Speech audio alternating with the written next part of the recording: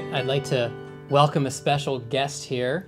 This is Jacob Colin. He is a former permaculture student of mine, and he got his master's degree now in soil science and hydrology. And he is a self-identified soil nerd. So take it away, Jacob. Thank you, Andrew. All right. Let's start this off with a question. What do you see when you look at the yin-yang symbol? What do you see? I see soil, and here's why. My eye focuses on the content, the ink, the material, the mass. In the soil case, it's mineral and organic matter. But it's actually the space that provides the function for soil. And much like a house, when we first look at a house, I start thinking of the material, the sheetrock, the 2x4s, the roofing material. But it's actually the space, the doors, the floor plan, the windows that provides the house its function. And much like that, it's the pore space in soils, the dimensions of and total amount of pore space that gives the soil its function, its ability to support life. More specifically, its ability to hold and release water, its ability to hold and release nutrients, its ability to conduct water from a precipitation event down to the water table. So let's dwell on this stuff and space concept a little longer. With another question. What's the difference between a foundation for a building and the foundation for life? Let me illustrate that for you. And the answer is space. Life happens in spaces. The conversion from solid rock into smaller minerals with space between them is a term called weathering. And it is the sum of all biological, physical, and chemical processes that can either break apart rocks or dissolve and reform into secondary minerals. And in the soil science perspective, the beach sand, the stuff you pick up at the beach, is huge, it's big. And to be able to get some perspective on that, let me draw you a window. So sand is huge, and weathering will drive large particles such as sand into smaller particles such as silt and clay. And this is 1 millimeter. So sand's got a diameter of a range of 2 millimeters to 0.05 millimeters. Silt, the medium-sized particles, are going to be from 0.05 millimeters to 0.002 millimeters. Anything less than 0.002 millimeters is going to be a clay-sized particle. Weathering is a function of 5 things: climate, organisms, relief, parent material, and time. Arguably, climate is the most important factor when considering weathering. To further illustrate my point, let's look at a map of the distribution of climate zones across the world. If we took this map and we faded it into a map of the distribution of soil orders across the world, we would see a striking similarity of distributions. That happens because where there is wet and hot conditions, there's an associated soil order that forms due to it.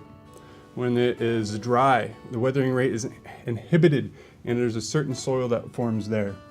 And where it's cold, you run into gelisols, really frozen soils. And there's many different climate zones across the world, but let's focus on the 3 that are explored in this class: drylands, temperate, and tropical climates. And I'm going to draw for you a zoomed in window into what those soils look like.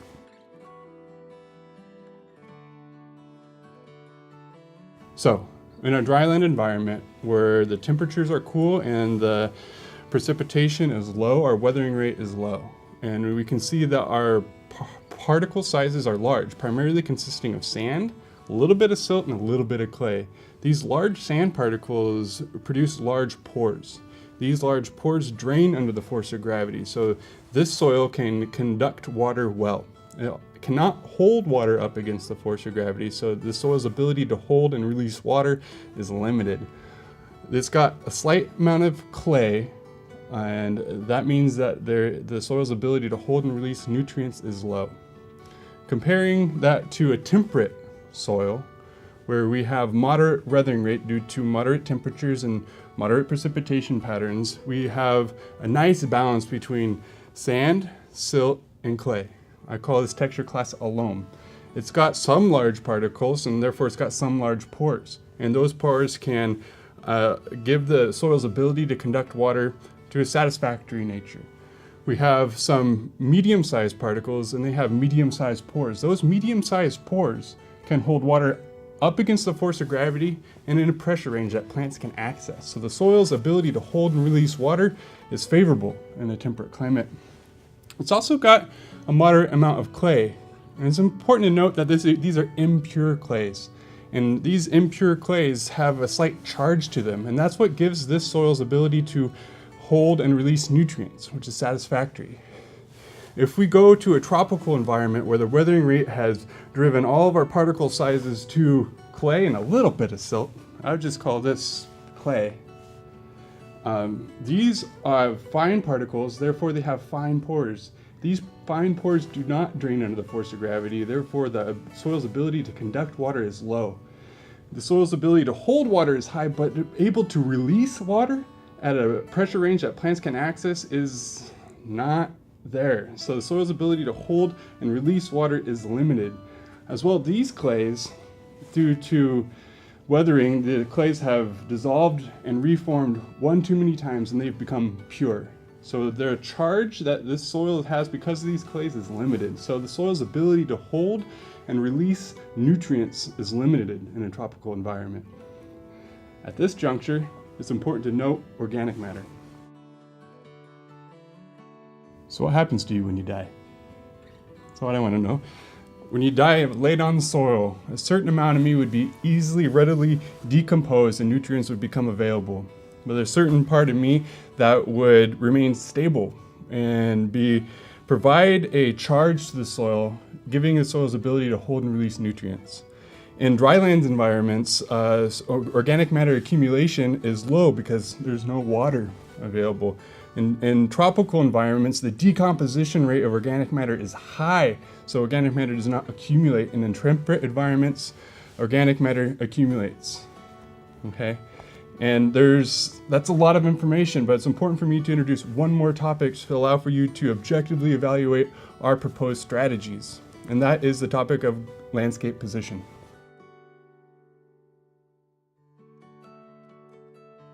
So in our landscape, if we went to a stream, in a three-dimensional landscape, we went to a stream and we went up into the hillside nearby, and we cut into that hillside and looked at the cross-section, we'd see something like this, where we have a soil surface, as our ground surface, we have a bedrock surface where the depth transfers from something like this that has space to something that does not, and then we have this water table. And if I did agriculture in this position, what would my depth be until I ran into a root limitation?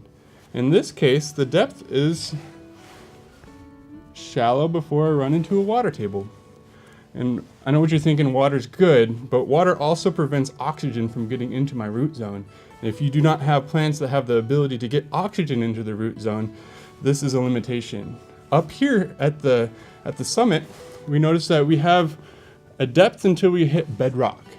And we're running out of space. So we have this much height before we run onto something that looks like this to something that looks like that.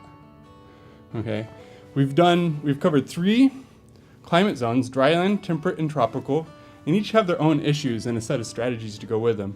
And the strategies are numerous. We could talk about cover crops, keyline design, we could talk about hugelkultur, we can talk about composting, but I'm gonna take a zoomed out look. And in the dryland agriculture, my proposed strategy is to place agriculture in a low point in the landscape where we have an ample amount of catchment area that can capture water and draw it either to or near your site. Okay? In a temperate system, from a soil's perspective, just on this model alone, our soil functions are favorable. And actually, annual agriculture could be a sustainable system in a temperate climate. Keep in mind, there are going to be site-specific concerns due to our soils, And this is life science. There are more exceptions than there are rules. In a tropical system, our soil's ability to hold and release nutrients is low. The nutrient cycling is occurring above the soil or either just on the top. And if we go out there and cut and burn our organic material, the nutrients that are cycling, we'd see a response for a year, maybe two. But your soil's ability to be able to regenerate that vegetation is extremely limited.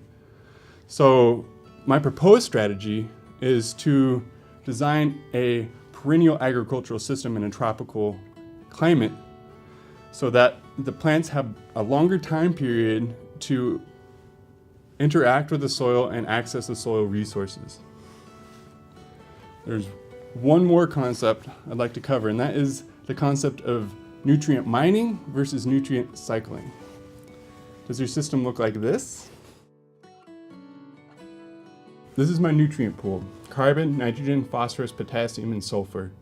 It is extracted out of the soil due to our extraction mechanism, a plant. And we use that biomass to support a human, right? And we take the end of that product into waste, into the landfill. And I'm seriously talking about food waste. What do you do with your food waste? What do you do with your waste? Poo. Does it make it back into this pool, or does it end up in a landfill? This is a linear system, and it's limited.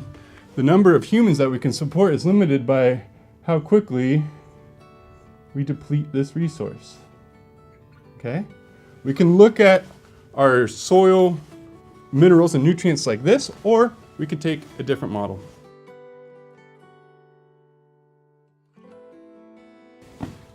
Or do we look at it as a cycle? We have a nutrient pool of our soil resources that can be uptaken by a microbe. The microbe can be eaten by another microbe, and there's going to be a lot of nutrient cycling in this feedback loop right here. There's a bit of excess nutrients that are in the soil water that just happen to be available and uptaken into a plant. The plant dies, decomposes, and returns back to the nutrient pool, where we, the humans, are simply a little side diversion. Thank you for your time. Appreciate it. Bye-bye.